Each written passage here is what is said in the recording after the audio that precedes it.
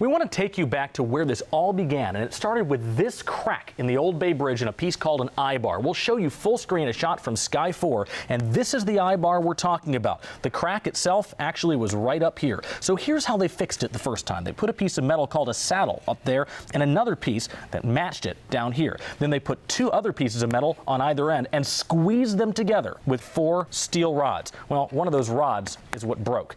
Let's show you what this hardware looked like. It was actually pretty massive. In the next piece of video, you could see just how gigantic the saddle and the bracket were. I mean, these things weigh thousands and thousands of pounds. And remember, they're 2 separate pieces of metal. Here you can see workers welding the bracket onto the saddle. And those welds are actually what ended up breaking. Here's the piece right where they're about to install it. Remember, when the repair failed, the saddle stayed up there on the bridge. This bracket came crashing down. So here's how they fixed it.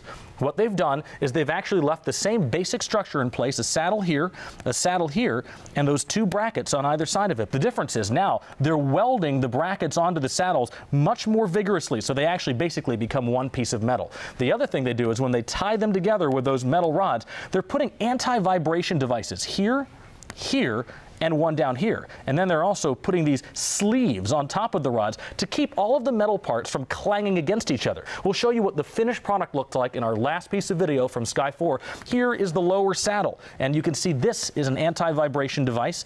You can see here they put those sleeves on there to keep those rods from hitting the structure of the bridge. Here's another anti-vibration device, and you can see as we go in closer, look at how they've actually tied the rods to each other in addition to tying them to the bridge. They don't want anything metal touching anything metal. Further up here, you can see that last anti-vibration device, and finally, the top saddle up here now fitted with special bolts to keep the metal from rubbing against itself, creating heat and ultimately failing. Jonathan Bloom, KRON 4 News.